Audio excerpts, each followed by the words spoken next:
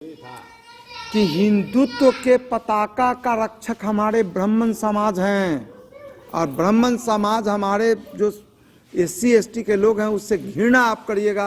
आपको काय का भगवान मानेगा?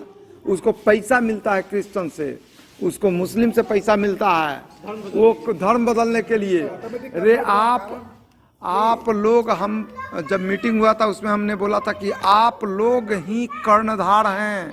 जिस दिन आप लोग, जो कोई कहता है हम परशुराम सेना के लोग हैं, और कोई पापी, कोई क्रिमिनल, कोई किसी का मर्डर करता है कि हमारा ब्राह्मण उसका मर्डर किया है, हम ब्राह्मण के पक्ष में। अरे काहे का? रावण भी ब्राह्मण थे, राम ने उनका वध किया था, सारा विश्व में राम का जयकारा हुआ था। अगर ब्राह्मण कास्ट में भी राक्षस पैदा लिया हुआ है तो उसका वध करना गुनाह नहीं है। लेकिन ब्राह्मण, सारे ब्राह्मण पंडितों के चरणों में हम लोग झुकते हैं। हमारे घर से ब्राह्मण गुजरता है, बिना खाए पिए जा सकता है।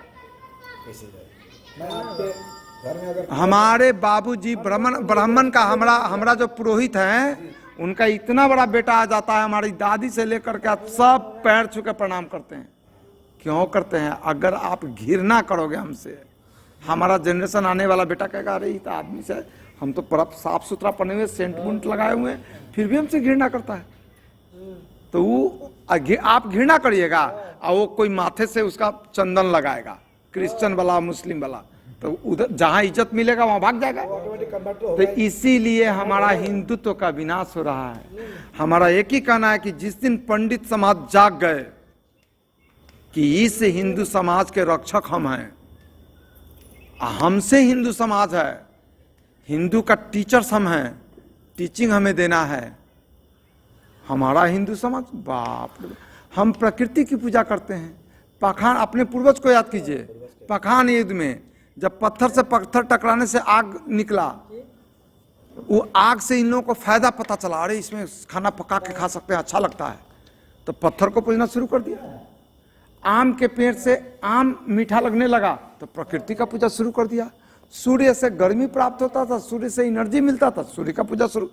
हमारा धर्म का तो कोई काट ही नहीं है, लेकिन हमारा धर्म आज आप देखिए कहां विलीन हो गया, कहां सिमट के आ गया है।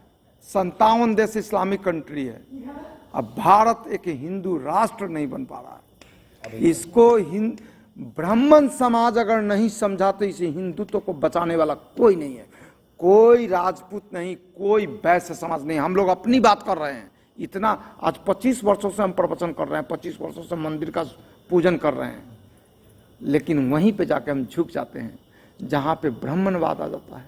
ब्राह्मण लोग नहीं समझते हैं, पंडित लोग नहीं समझते। अरे तुम 4% लोग हो, सबको बायकाट करोगे, कहां रहोगे? कत्लेआम करेगा, अल्लाह अकबर, आपको भी करना पड़ेगा, आपके बाल बच्चों को भी करना पड़ेगा। आप कहां जा रहे हैं? आप अपने हिंदू समाज को, चमार दुसाद सबको अपनाइए, कहीं से साफ। जब ये ब्राह्मण को पानी देगा ना कोई चमार आकर के, 10 बार साबुन लगा करके गिलास को धोएगा, मैं बताता हूं। मन से आपको कहने की जरूरत नहीं है। हमारा भगवान पूछते हैं ब्राह्मण कास्ट को, आप लोग हमारे भगवान हैं, आप अवतार हैं, आप संभालिए, हिंदू तो खतरे में है, मैं बता रहा हूं, आप लोग संभालो बॉस।